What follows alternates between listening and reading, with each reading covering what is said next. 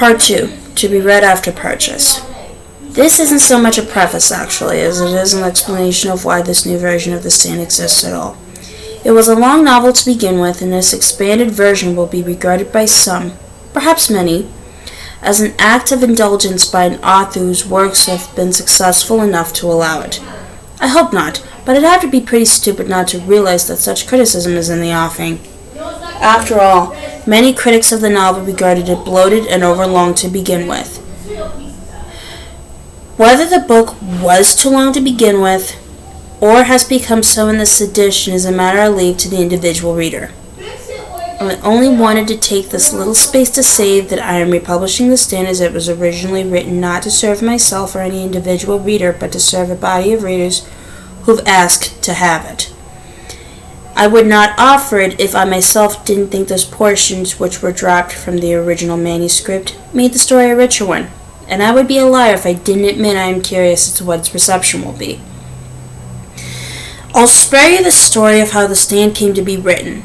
The chain of thought which produces a novel rarely interests anyone but aspiring novelists. They tend to believe there is a, quote, secret formula, unquote, to writing a commercially successful novel, but there isn't. You get an idea. At some point, another idea kicks in. You make a connection or a series of them between ideas. A few characters, usually little more than shadows at first, suggest themselves. A possible ending occurs to the writer's mind. Although when the ending comes, it's rarely much like the one the writer envisioned. And at some point, the novelist sits down with a paper and pen, a typewriter, or a word cruncher. When asked, "How do you write?" I invariably answer one word at a time, and the answer is invariably dismissed. But that is all it is. It sounds too simple to be true, but consider the Great Wall of China, if you will. One stone at a time, man. That's all. One stone at a time.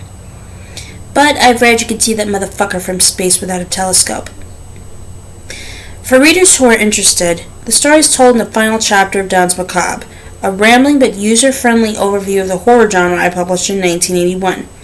This isn't a commercial for that book, I'm just saying the tale is there if you want it, although it's told not because it is interesting in itself, but to illustrate an entirely different point. For the purposes of this book, what's important is that approximately 400 pages of manuscript were deleted from the final draft. The reason was not an editorial one. If that had been the case, it would be content to let the book live its life and die its eventual death as it was originally published.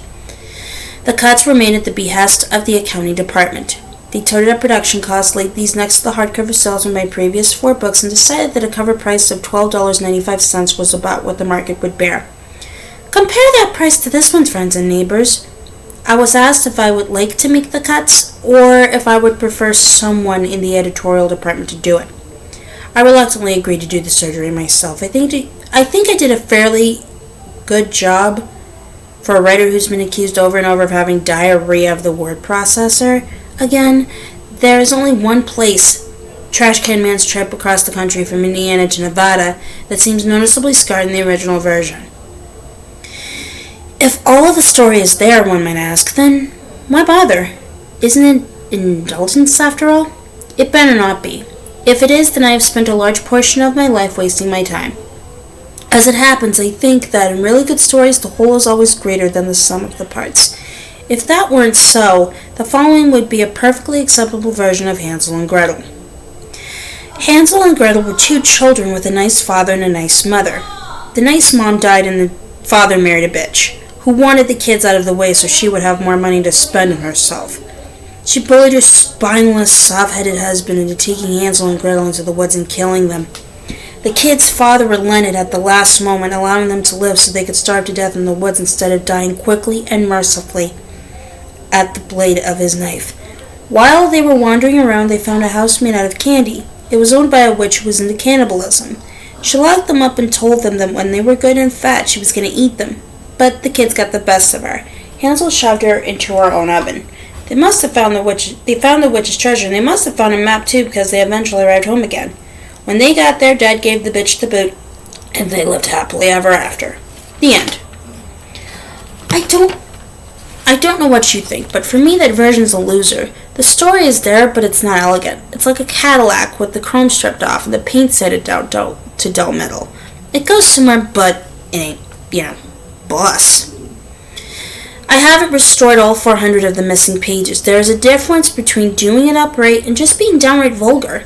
Some of what was left on the cutting room floor when I turned in the truncated version deserved to be left there, and there it remains. Other things, such as Franny's confrontation with her mother early in the book, seem to add that richness and dimension which I, as a reader, enjoy deeply. Returning to Hansel and Gretel for just a moment, you may remember that the wicked stepmother demands that her husband bring her the hearts of the children as proof that the hapless woodcutter has done as she has ordered. The woodcutter demonstrates one dim vestige of intelligence by bringing her the hearts of 2 rabbits. Or take the famous trail of breadcrumbs Hansel leaves behind so he and his sister can find their way back. Thinking dude.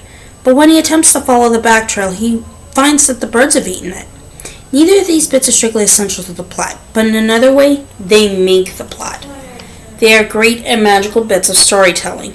They change what could have been a dull piece of work into a tale which has charmed and terrified readers for over 100 years. I suspect nothing added here is as good as Hansel's trail of breadcrumbs, but I have always regretted the fact that no one but me and a few in-house readers at Doubleday ever met that maniac who simply calls himself the Kid, or witnessed what happens to him outside a tunnel which counterpoints another tunnel half a continent away. The Lincoln Tunnel in New York, which 2 of the characters negotiate earlier in the story. So here is the stand, constant reader. The author originally intended for it to roll out of the showroom. All its chrome is now intact, for better or for worse, and the final reason for presenting this version is the simplest. Although it has never been my favorite novel, it is the one people who like my book seem to like the most. When I speak, which is as rarely as possible, people always speak to me about the stand. They discuss the characters as though they were living people, and as frequently, whatever happened to so-and-so? As if I got letters from them every now and again. I am inevitably asked if it is ever going to be a movie. The answer, by the way, is probably yes. Will it be a good one? I don't know. Bad or good, movies nearly always have a strange diminishing effect on works of fantasy. Of course, there are exceptions. The Wizard of Oz is an example which springs immediately to mind. In discussions, people are willing to cast various parts endlessly. I've always thought Robert Duvall would make a splendid Randolph Flagg, but I've heard people suggest such people as Clint Eastwood, Bruce Dern, and Christopher Walken.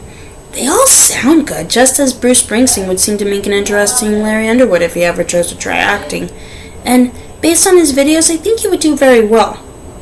Although my personal choice would be Marshall Crenshaw. But in the end, I think it's perhaps best for Stu, Larry, Glenn, Franny, Ralph, Tom Cullen, Lloyd, and that dark fellow to belong to the reader, who will visualize them through the lens of imagination a vivid and constantly changing way no camera can duplicate. Movies, after all, are only an illusion of motion comprised of thousands of still photographs. The imagination, however, moves with its own tidal flow. Films, even the best of them, face fiction. Anyone who's ever seen One Flew Over the Cuckoo's Nest and then reads Ken Kesey's novel will find it harder or impossible not to see Jack Nicholson's face on Randall Patrick McMurphy. That is not necessarily bad, but it is limiting. The glory of a good tale is that it is limitless and fluid. A good tale belongs to each reader in some particular way. Finally, I write for only 2 reasons: to please myself and to please others. In returning to this long tale of dark Christianity, I hope I've done both. October 24th, 1989. Outside, the street's on fire and a real death waltz. Between what's flesh and fantasy, and the poets down here don't write nothing at all. They just stand back and let it all be, and in the quick of the night, they reach for their moment and try to make an honest stand. But they wind up wounded, not even dead tonight in Jungle Land. Bruce Springsteen. And it was clear she couldn't go on. The door was open and the wind appeared. The candles blew and then disappeared. The curtains flew and then he appeared. Said, "Don't be afraid. Come on, Mary." And she had no fear, and she ran to him, and they started to fly. She had taken his hand. "Come on, Mary, don't fear the Reaper." Blue Oyster Cult. "What's that spell? What's that spell? What's that spell?" Country Joe and the Fish.